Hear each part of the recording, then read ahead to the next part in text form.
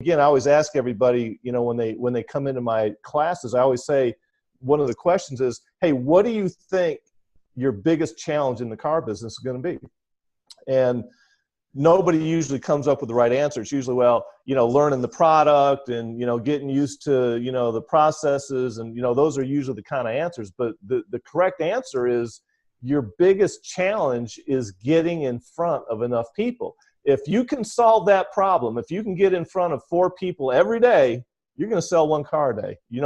Just by being an average Joe, you're going to sell 1 car a day. So, the question is, how do you get in front of 4 people every day? You got to work, man. You can't come to the dealership and sit out in the back lot and smoke cigarettes and talk about last night's game. Now, your weekly dose of inspiration, perspiration, and just the right amount of bull defecation. The Get You Some Radio Show with your host, the Vice President of Making Shit Happen, Tery Lancaster. Greetings and salutations, everyone. Welcome back to America's favorite game show, the Get You Some Radio Show. I'm your host, Tery Lancaster. Now, if you're a regular watcher or viewer of the show or listener of the podcast, or you read the blog, you do anything, I've had a couple of big-time guests here on the show in the last couple of weeks. With Ali Rita, the world record holder for a number of cars sold in a year. We had Frank Canetti. He's selling $110, $120 a month as well. So these guys are heavy hitters, selling a lot of cars. But I've had a couple of people reach out to me. A couple of salespeople go, that's great, Tery. I'm really happy for them. That's awesome. But they've been swinging the bat for 15, 20 years apiece, and my babies are hungry right now. How can I sell more cars this month? So I've got today's guest on the show to help our salespeople sell more cars this month, specifically, not necessarily with any magic words, but how to build some relationships and get in front of more people so you can sell more cars this month. We're going to talk about how one salesperson that this guy works with sold 30 cars in his first month. So it's possible to be a big hitter right out of the gate. And we're going to talk with Scott Klein about that right after this. Make more friends. Sell more cars. 97% of car shoppers say they would prefer to know their salesperson before they ever set foot in the dealership. People buy from people they know, like, and trust, and they refer their family and friends to people they know, like, and trust. Visit TeryLancaster.org to learn how your sales staff can get more reviews, more referrals, and more repeat business by building better, stronger, more authentic relationships online and in real life. TeryLancaster.org. Scott, how you doing, brother? Hey, Tery, I'm doing fantastic. I appreciate you having me on the show tonight. Man, I appreciate you taking the time to talk to me. I've been watching some of the stuff that you've been doing, watching some of the videos that you've been putting out, and it makes a lot of sense to me. First of all, like I said, I know you work with a handful of stores there in Atlanta, so tell everyone who you are, what you do, and where you do it at.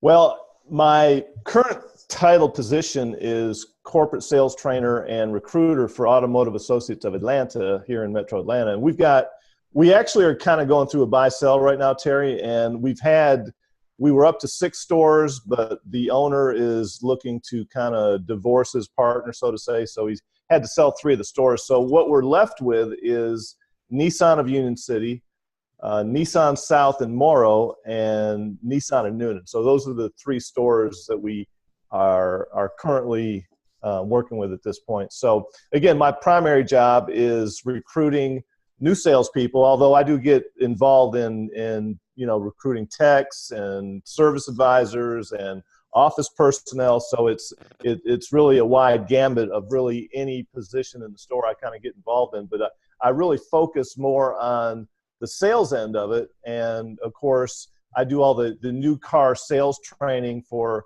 all the new salespeople that come on board. So that's my basic position. Although, and I think I told you this the other day, I'm going to be kind of wearing another hat going forward, which I'm going to be doing the digital marketing and that aspect as well. So yeah, juggling another plate, man. Good on you. Yeah, right.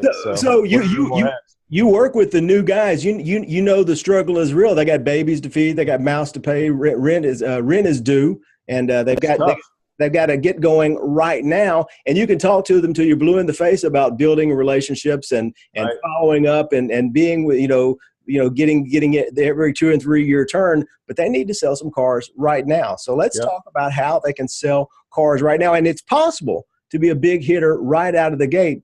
Oh yeah. How does that Yep. happen? No. Well, again, I've been in the business in retail for 35 years, and I've seen and worked with a lot of great salespeople, and I've never had the pleasure of working with a Frank or an Ollie, with someone at those levels of production. But I've certainly worked with a lot of talented people, and I've seen over the years I've seen a lot of guys that have come out in a short period of time and made a lot of money quickly. I mean, I've seen I can name probably 15 or 20 people that got in the car business, and their very first year they made over $100,000. So how do you do that? And these are guys that, Terry, that when they came in, it wasn't like they were in another business and they brought their book of business over to the car business, like maybe an insurance guy. He sold a lot of insurance. He came into the car business, and because he had a lot of contacts, he was able to do that. I'm sure there's guys out there like that, but I'm talking about guys that get into the car business with really no car experience and no real selling experience that they could bring in, a book of business. And the question is, well, how did they do it? Right. Right. Well, it's one word, man. It's one word, and it's work. That's it. There's no substitute for work. And you're saying there's no easy button. There's no. Hey, if you're looking for an easy street, this ain't the business to be in, man. Yeah. I mean, it's, I always tell people, we don't get paid hourly. We don't get paid a salary. We get paid for producing results. And, and it's for some people, it's hard to get their arms around that concept because, a lot of people that do come into the business, they come into the business with that mindset of, well, I just got to show up to work and I'm going to get a paycheck. And as well as I do, yeah. If you've got that mindset, it's not going to work in this environment. You got to get out in front of people. And, again, how do you do it fast? You got to, again, I did a video, and you might have saw it, on a guy that, went through my training class. His first full month in the business, he came out and he sold like 34 units. And I asked him, hey, man, what was your secret? What'd you do? I was hoping he would have said, well, I had a great sales trainer, but had to be. Yeah, no, he said, here's what I did, man. And this was March, I think, 2012. But, March is 31 days. And he said, hey, I worked every single day in March from the time you guys opened to the time you closed. And I was getting in front of people on a daily basis. He said he talked to 3 to 5 people every day. Well, again, do the math. If you work 31 straight days and you get in front of just say 4 people, that's like 125 people for the month. And if you just close an average number of 25%, that's going to put you at 30 units. So, again, I always tell people this is a math equation combined with some sales technique and some personality. But it all really starts with the math equation. You have to get in front of people. You have to get in front of people. No matter how you do it, you got to get in front of people. And if you got to work, 12, 13, 14-hour days to do it, then that's what you got to do. But that, and again, I always ask everybody, when they come into my classes, I always say, one of the questions is, hey, what do you think your biggest challenge in the car business is going to be? And nobody usually comes up with the right answer. It's usually, well, learning the product and, getting used to, the processes. And, those are usually the kind of answers. But the correct answer is, your biggest challenge is getting in front of enough people. If you can solve that problem, if you can get in front of 4 people every day, you're going to sell 1 car a day. Just by being an average Joe, you're going to sell 1 car a day. So, the question is, how do you get in front of 4 people every day? You got to work, man. You can't come to the dealership and sit out in the back lot and smoke cigarettes and talk about last night's game. You got to be out where the action is, and you got to be aggressive, and you got to be, on point to be able to get in front of customers. And then, when maybe you're not at the dealership, maybe you got to be out at a restaurant and talk to the waiter or waitress about, hey, let me ask you a question. What are you driving these days? And get out and start talking to people. But it boils down to work, man. That's what you got to do. And so for the most part, is the dealership going to give you the 4 or 5 people you need to be in front of? Are they going to show up and you just have to be there and talk to those 4 or 5 people, or do you need to go out and find them yourself? Well, you can. I mean, Dar Anthony, the guy that sold 34 his first month, I mean, he might have brought in a couple people, but these were people that were walking into the dealership. So, again, there's salespeople on the floor that are aggressive, and there's salespeople on the floor that kind of sit back and watch things happen. Yeah. And, so if you've got a guy or a gal that's real aggressive, they can get in front of a lot of people. Assuming that they're there and they're putting the time and the effort in, they can get in front of a lot of people if they go after it. So again, it boils down to numbers, and it boils down to, work ethic and being there. And again, hey, maybe your schedule is, 9 to 5 today. Well, if 5 o'clock rolls around and you haven't talked to somebody, maybe you need to stay until closing time. Right. So you can get in front of a couple people. And that's, again, that's what makes the difference between, somebody going out there and hustling and somebody going home and not selling anything.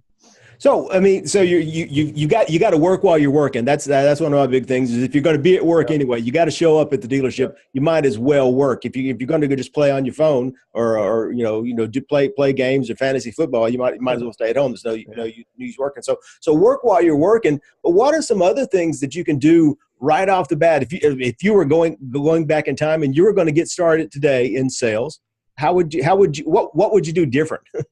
Well, again, I did a whole Facebook Live series on that a couple of weeks ago, and one of the things that I talked about in there, which again, when I got in the business back in the '80s, obviously there was no internet, no Facebook, none of that. Yeah. But as you know, and I know as well, people are killing it with social media. I mean, hey, again, there's not really a better way to get your name out there, to get your face out there, to get your personality out there than doing live videos and social media. So if you want to meet people that are going to be potential customers, hey, you got to go where the fish are, man. And in my opinion, social media, Facebook in particular. Now, I'm not selling, so I'm not using Twitter and I don't use Instagram and I'm not, on Snapchat and all those. But if I was in sales, I would be leveraging all those platforms. YouTube, I'd have a YouTube channel. I'd have my own website.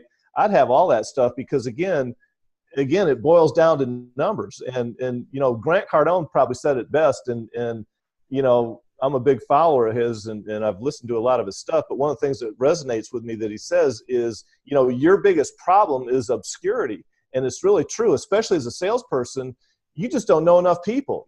Ali Rita and Frank Cronetti, one reason they're selling so many cars is because they know so many people. They've got this massive pipeline of people that they've built up over the years, and they know so many people. And when these people are ready to buy a car, guess what? Guess who they're calling? Guess who they're going to see? Yeah. And the average salesperson, when they get in the business, again, if I was to ask, someone getting in the business, which I do all the time, hey, how big's your pipeline? If you had to write down every phone number and every email address that you have, how many would you have? And I get answers 50, 75, 100. Those guys have thousands and thousands and thousands because, again, they've been in for a long time. So if you parachute in, you're a young salesperson, and you get parachuted into a new town. You don't know nobody from nobody, or you have a small pipeline. You've never consciously built up a lot of people. How do you meet a lot of people fast? Well, here's the other thing too. Every store has what's called a CRM, right? Every store's got a CRM, and I look in our CRM and. I can go back 3 or 4 years and look at people that bought cars 3 or 4 years, and I can look at the dashboard, if that's what you want to call it, of the customer. Now, again, if you go back to 3 years ago, they bought the car, and then it'll show all the follow-up that's been done the last 3 years. Well, if our CRM is like anybody else's, and I guarantee it is, because I know. Part of my job, I've been involved in over 1,000 mystery shops since 2009, so I know what other dealerships are doing. And if our CRM looks like a vacant chest of non-follow-up with a lot of customers, I'm sure every other store has the same issue. So hey, one way if you want to start talking to people is just go into your CRM and do some data mining. Maybe you got to get a manager to help you access some of this stuff, but everybody's got a freaking data mine of customers in their CRM. It's just a matter, again, work. You got to go in there and do a little sifting and find customers that either bought cars. They could be customers that bought cars. They could be lost leads. Hey, they're all potential prospects. So, again, if you want to get in front of people, if I was getting in the business right now and again, parachuted into, Timbuktu, Iowa, I don't know a soul, that's probably where I would start, is my own dealership CRM, because I know there's a ton of opportunities in there. Yeah, I tell everyone when I'm doing my training sessions, when I'm talking to salespeople, I tell everyone the biggest problem in the car business and the biggest opportunity in the car business is the fact that 85% of all car buyers say that 1 year after they bought a car, they have no idea what the name of the salesperson who sold them that car is, because yeah.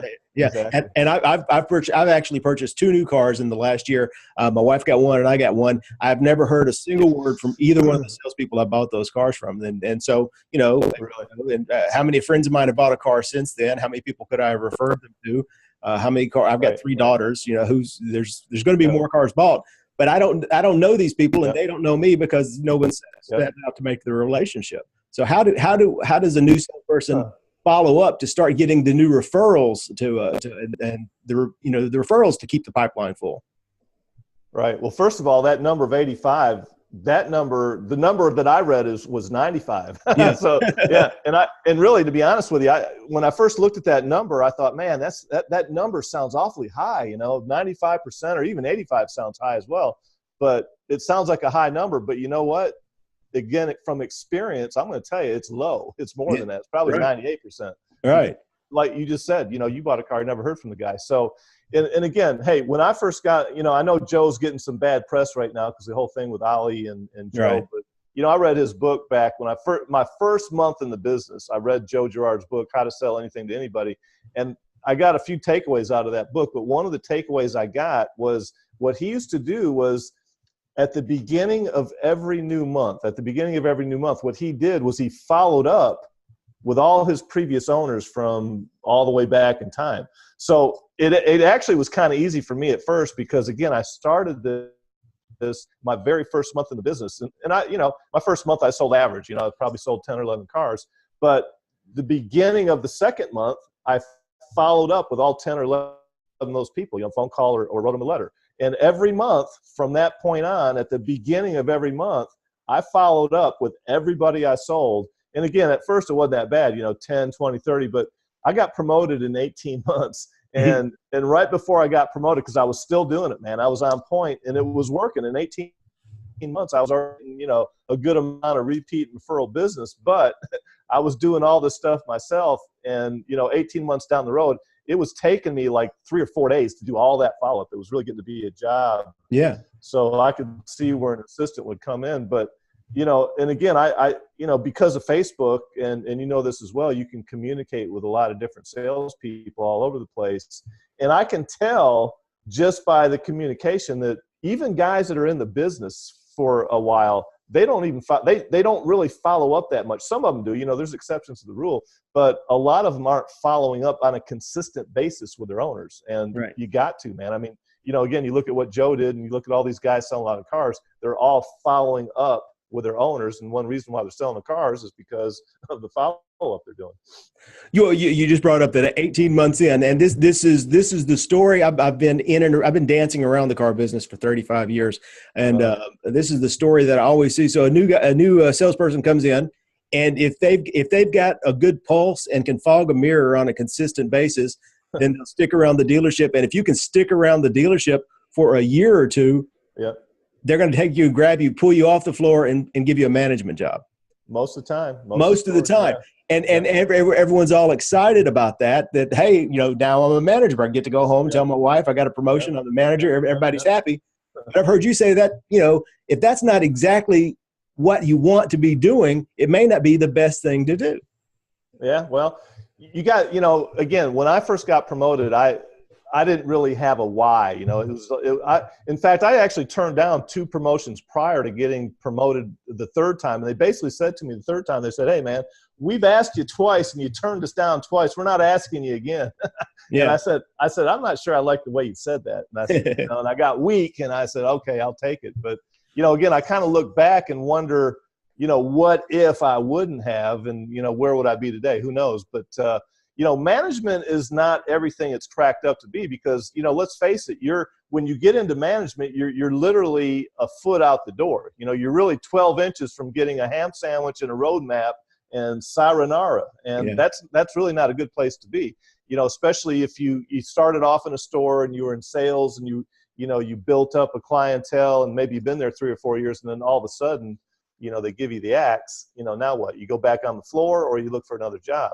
And so, management's not really all it's cracked up to be. I came to the conclusion that my idea of getting into management should be twofold. Number one, you want to be the next Rick Hendrick and have, 100 different franchises and be the next billionaire. Or, you want to get into management because you want to build teams and you want to help grow people. That's really your job as a manager, in my opinion, is, to bring people in, grow them, take a guy that's selling 8 cars and get them to 12 and 15 and 20. That's really your job. And if you do that well, you'll grow and you'll move up the ladder to owner someday. But management is one of those things where it's not all it's cracked up to be. Because like I'm sure Ollie or Frank could do if they wanted to. They could say, "Hey, boss, I'm taking off the first 2 weeks of the month. I'll see you on the 15th.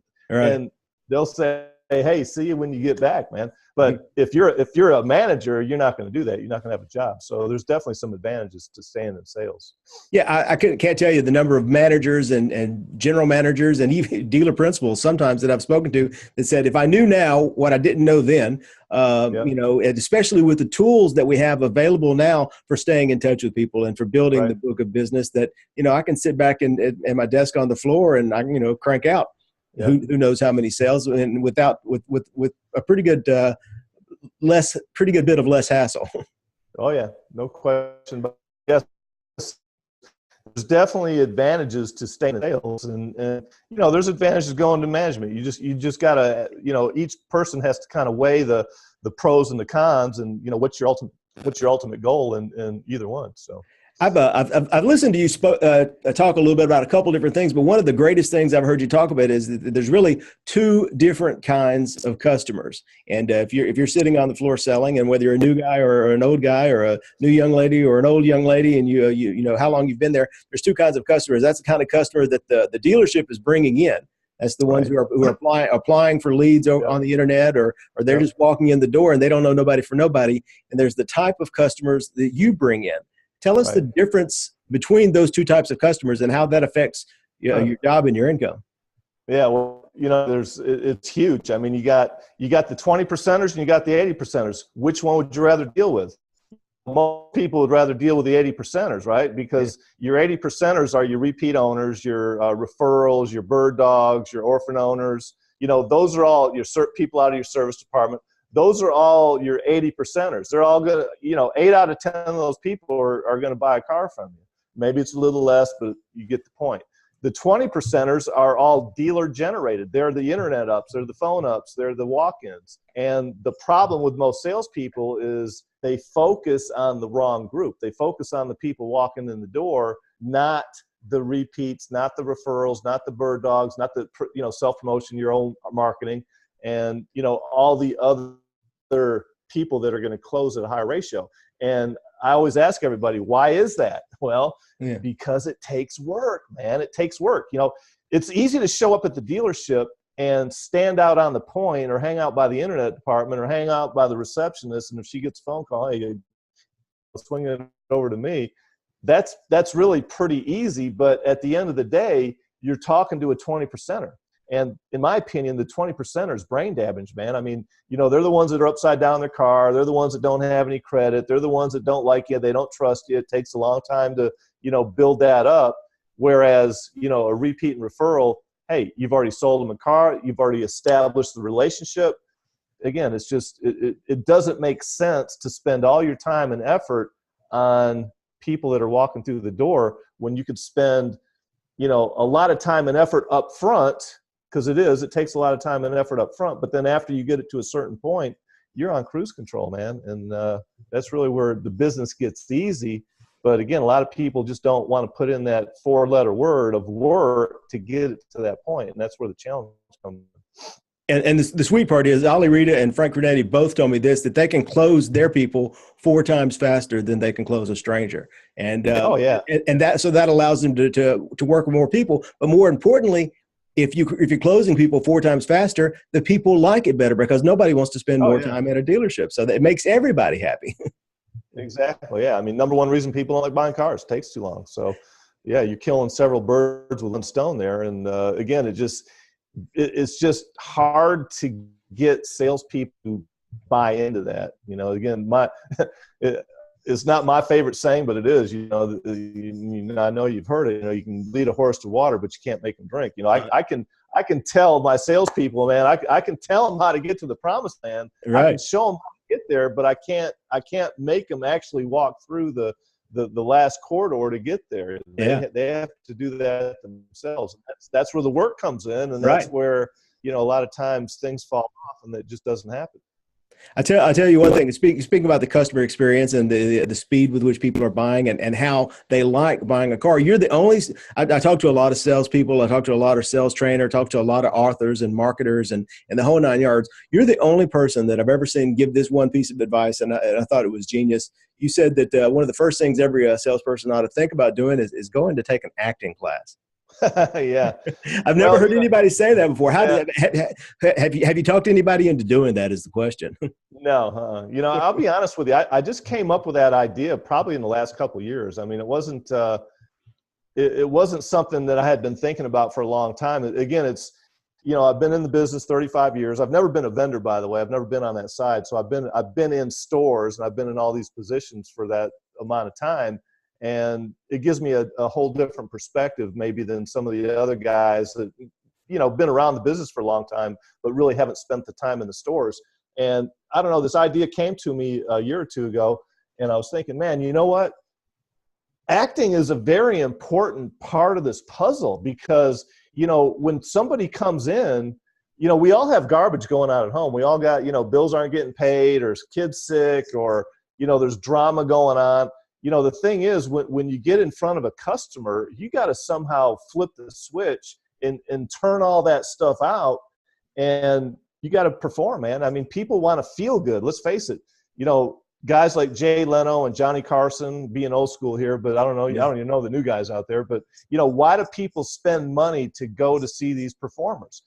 Because at the end of the day, they make them feel good. Mm-hmm. And we got to make our customers feel good. And hey, you got to put on a performance, in my opinion. Like I said, if I was getting back in the car business, or if I was getting in the car business, I would certainly entertain taking some lessons, going on YouTube, finding some techniques, reading some books, because it's a performance. And, you want to put on a show, man, because let's face it, people aren't going to come in and tell you they want to see a show. But if you can put on one, I'm telling you right now, it's going to help you close deals. Well, if you can't talk anyone into taking acting classes, I know here in Nashville they have improv classes, which do exactly the same thing.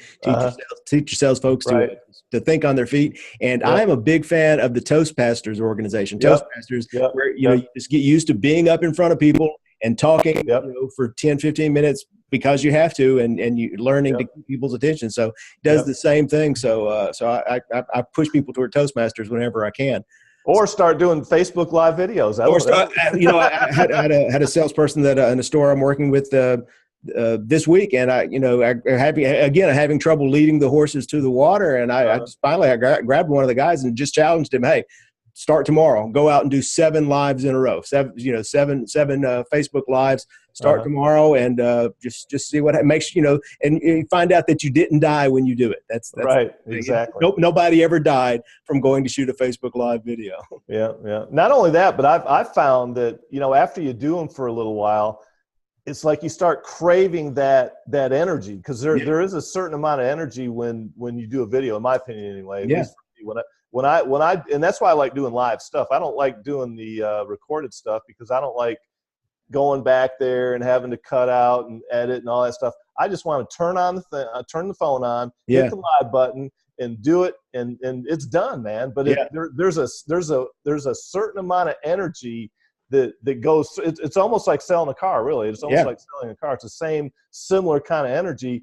And if you do a bunch of live stuff and then you don't do it for 3 or 4 days, it's like, man, I got to go back and get that live energy going again. Get that juice, baby.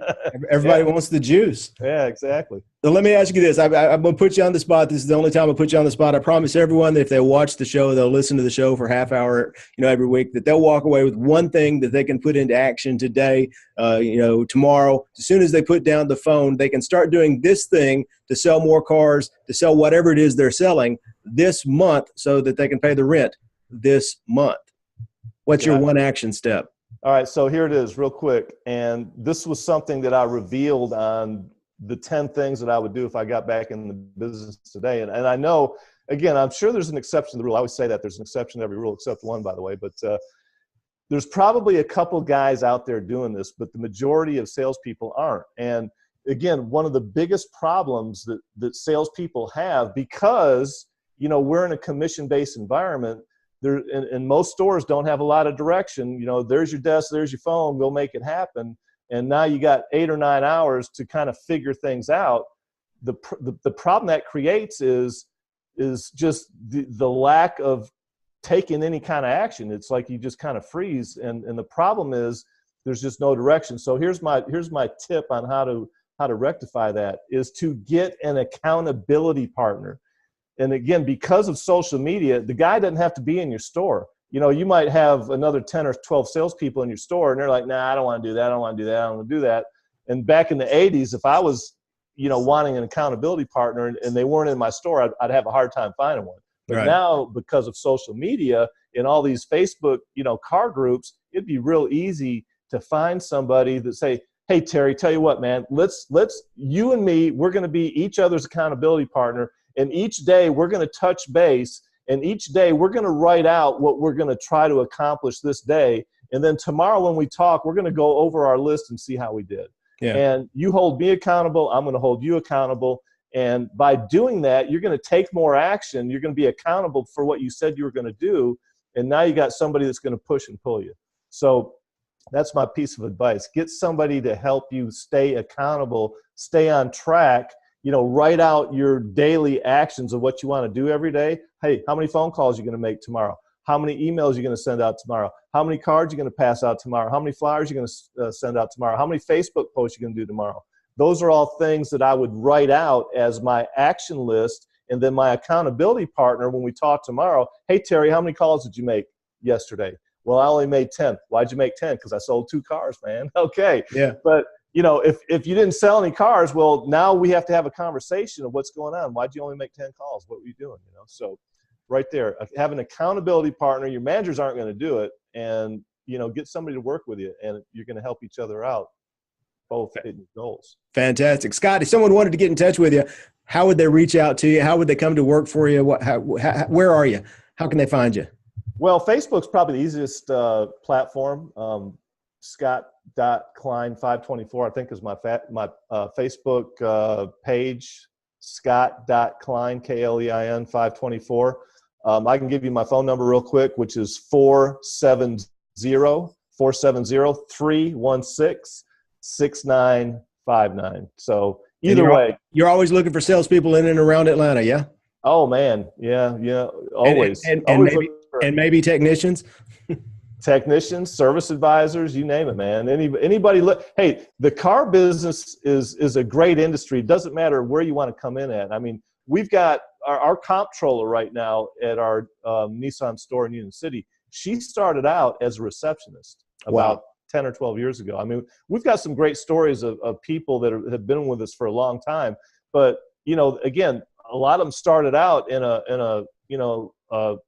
an hourly, minimum wage position. And now they're, like Kristen, she's, comptroller making 6 figures and, started out small and she's now big. So the car business, I always tell everybody, the car business is a breeding ground for opportunity. And you just got to get in it, learn the basics, and stay with one store and move up. And hey, you could be the next owner, man. All right. Thank you, brother. I appreciate you taking time to talk to me. We'll see you next time. All right, Terry. Appreciate it. Be good. Thanks. You too. Get You Some Radio. You've been listening to the Get You Some Radio Show. Subscribe today at terylancaster.tv to hear more episodes, win valuable cash and prizes, and get free training to help you create an army of buyers who know, like, and trust you before they've ever even met you. It's a big, wide world, boys and girls. Get out there and get you some.